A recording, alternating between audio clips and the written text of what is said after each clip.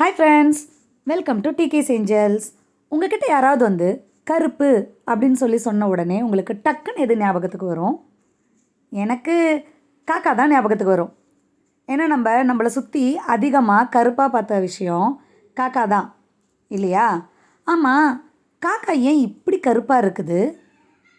ஒருவேளை காக்கா வெள்ளையாக இருந்தால் எப்படி இருக்கும்? ஒருவேளை காக்கா வெள்ளையாக தான் இருந்துச்சோ, காக்கா வெள்ளையாக இருந்து கருப்பாயிடுச்சோ? அப்போ அந்த காக்கா ஏன் கருப்பாச்சு?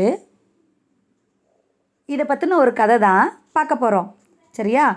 காக்கா ஏன் கருப்பாச்சு? கதை கேட்க ரெடியாக இருக்கீங்களா? வாங்க.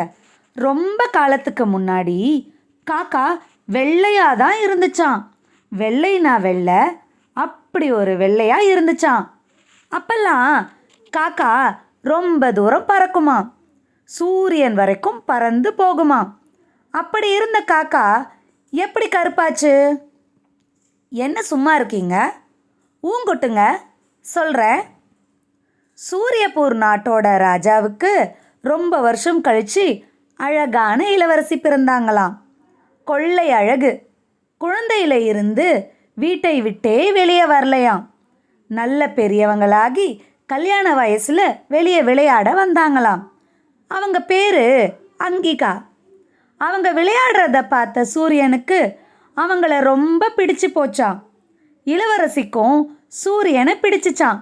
தினமும் விடியற் காலையில் எழுந்ததுல இருந்து சூரியன்கிட்ட தான் பேசிட்டு இருப்பாங்களாம். சூரியனும் பூமியை சுற்றிக்கிட்டே இளவரசிக்கிட்ட பேசிட்டு இருந்ததாம். ரொம்ப நல்ல நண்பர்களாக மாறிட்டாங்க.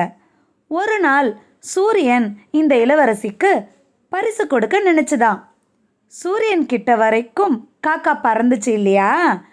இதனால் சூரியன் ஒரு காக்காவை கூப்பிட்டு பையில் சந்தனம், வாசனை திரவியங்கள், முத்து மாலை எல்லாம் கொடுத்து இளவரசிக்கிட்ட கொடுத்துடுன்னு சொல்லிட்டு மறைஞ்சி போச்சான். சாயந்தரம் ஆகிடுச்சுன்னா சூரியன் தூங்க போயிடும் இல்லையா? காக்கா அந்த பையை தூக்கிக்கிட்டு இளவரசி இருந்த அரண்மனையை நோக்கி பறந்து போயிட்டு இருந்துச்சான்.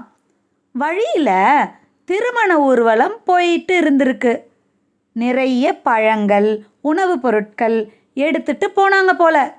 காக்காவுக்கு கொஞ்சம் உணவாச்சும் கிடைக்குமேன்னு ஆசை. அரண்மனைக்கு போயிட்டு வந்தா தாமதமாகி போகும்.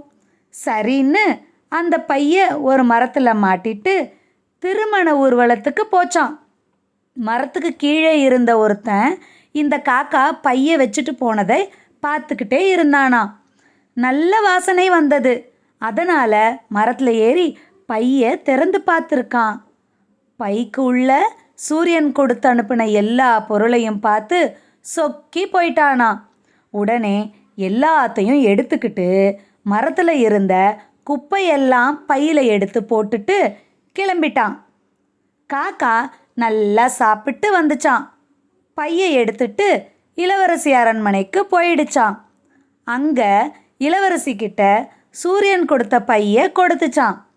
திறந்து பார்த்த இளவரசிக்கு அதிர்ச்சி. ச்சே, இந்த சூரியன் ஏன் இப்படி பண்ணிடுச்சு? ஏன் என் மேலே அன்பே இல்லை? எல்லாம் நடிப்பு. அவன் பேச்சு இனிமேல் டூன்னு சொல்லிட்டு பைய விசிறி அடிச்சிச்சான். மறுநாள் காலை சந்தோஷமாக இளவரசியை பார்க்கலாம்னு வந்த சூரியனுக்கு தூக்கி வாரி போட்டுச்சான். அந்த பை கீழே விழுந்திருந்ததை பார்த்தே ஏதோ தப்பு நடந்திருக்குன்னு புரிஞ்சிடுச்சான். பயங்கர கோபம் வந்துடுச்சான். காக்காவை பார்த்து கோபமாக பார்த்த உடனே வெள்ளையாக இருந்த காக்கா கருப்பாக மாறிடுச்சான். அதனால தான் சூரியன் கிட்ட கூட பறக்க முடியாமல் போச்சான். கிட்ட இருந்த சூரியனும் பூமி மேலே கோபம் வந்து தூரமாக போயிடுச்சான். இப்போ தெரிஞ்சுதா காக்கா ஏன் கருப்பாச்சுன்னு?